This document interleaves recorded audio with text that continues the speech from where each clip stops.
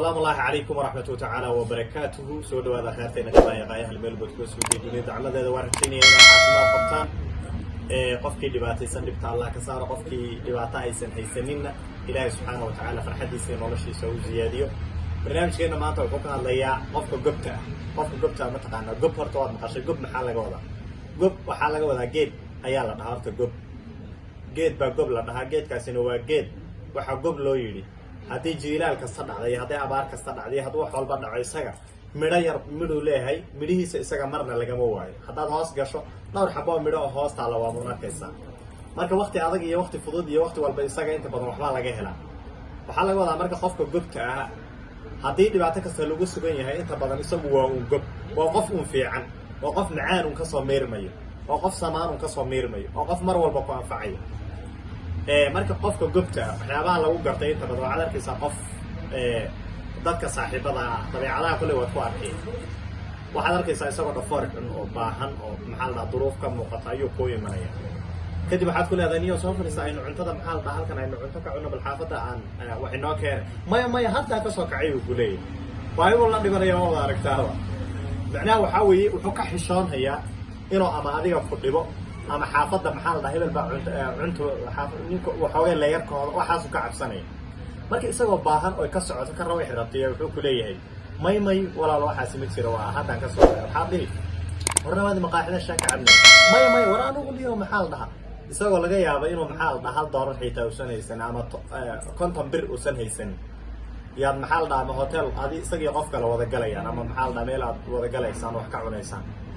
mar walba wuxuu isku dayaa inuu isagu ka bixiyo oo adiga waxaaga uu ku ilaaliyo qofkaasi waa qofka gobta la dhaho gobta hada taqaan gobta waxyaabaha kale ee lagu garto waxa kamid ah mar walba marka ay talab ugu cakiran tahay ama hawri kugu xuntaan ee asxaabtaadu ka wada kala tagaan marna inuusan ka tagin qofka gobta runtii waxa weeye qofka marka aad qabataan ee maxaa la dhahaa aad isku dhacdaan xumaantii waxyaabaha dad waxaa jira inta badan sirtiinii hore kolkaad saaxiibaha ay isku qarsan jirteen kolkaas isku dhacdaa sheega isaga qofka gobta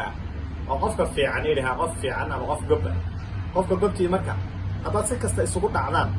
xumaantaadii hore ee mar hore uu kuu soo qariyay marna inuu sheega lagama yaabo haddaad dhibaato kugu dhacdo jidka inuu kugu dhaafa lagama yaabo qofka gobta inaad fursad ku hesho inta badan way dhacdaa oo aad la kulanto laakiin inaad ka faa'iideysato oo maxaa la dhahaa faa'iidooyinkiisa iyo dabeecadihiisa ka faa'iiday inta badan waa iska yartaa qofka gobta haddaad isku xanaaqdaan marna maxaa la dhahaa kuu kala tagi maayo oo awooddaada si dhab ah iyo tabartiisa halka ugu dambaysa kuu burburin maayo kuu isticmaali maayo mar walba wuxuu isku dayaa inuu iskala reebo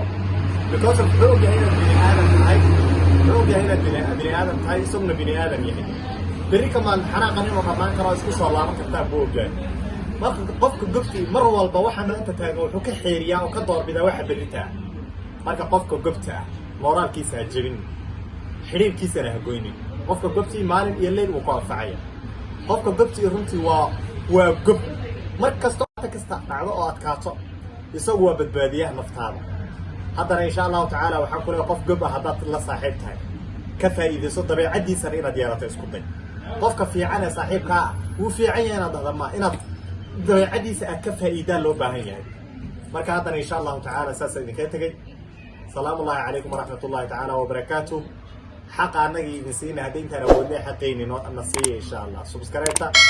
iyo maxaa la dhahaa daawashada ha naga iloobina insha allah